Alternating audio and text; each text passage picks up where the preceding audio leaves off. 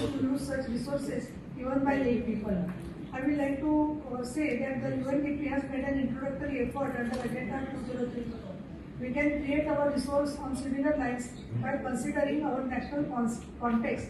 Here I would like to mention that we can come out with a discussion on state plans or implementation of SDGs through our legislation. More should be produced by reducing the volume of inputs. When we look at all these issues, the issue related of environment, this is the effective way to reduce exploitation of precious resources. The extraction of renewable resources should be planned in such a manner that the rate of extraction must be lesser than the speed of regeneration. Here, for there is limitations to my time, I will like to say, go ahead in few summarized version. Fortunately, in India, the challenge is less serious to us than is urgent attention now itself. Considering this future scenario, our leadership has given enough thought to this vital aspect of renewable resource development. Thus, India will be among the leading nations using renewable substitutes in decades' time. Our responsibility is to support this national mission on the floor of the legislature and in our dialogue with general public. Make 3% budgetary provision for SDGs. At my individual level, I have urged the State Finance Minister to apportion 3% of the state budget funding for SDG implementation and cutting across at the mainstream level so that every district implements SDG plan so that it will cover all the 17 objects together, and also there should be state monitoring system through which government has agreed to include specified innovative projects in every district to take target SDGs.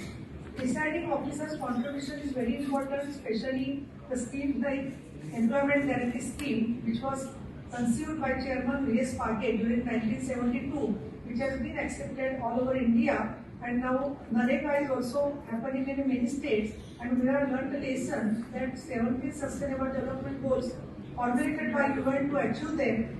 To this, NREGA can be very, very beneficial. There are two resolutions which I will request to this August floor and forum.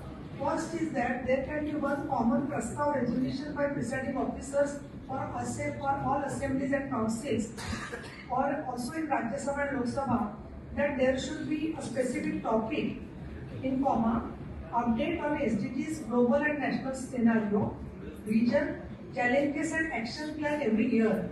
Every state must come out with an action plan every year for every SDGs together, and this Prastav can be discussed and drafted by Business Advisory Committee and government in consultation with presiding officer, taking in confidence to the leaders of opposition of both the houses.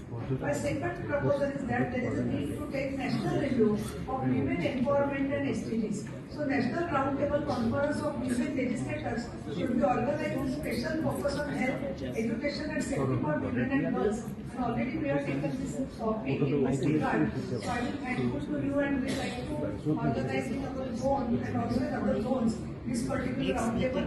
And Maharashtra will be happy to take this roundtable even at the national level in Mumbai. With your participation and involvement, I am sure it will be reality and spread prosperity in the near future. Thank you so much. Thanks for the patience. धन्यवाद माननीय सभापति doctor नीलम गोरे जी। अब मैं हिमाचल प्रदेश विधानसभा के माननीय अध्यक्ष श्री कुलदीप सिंह पठानिया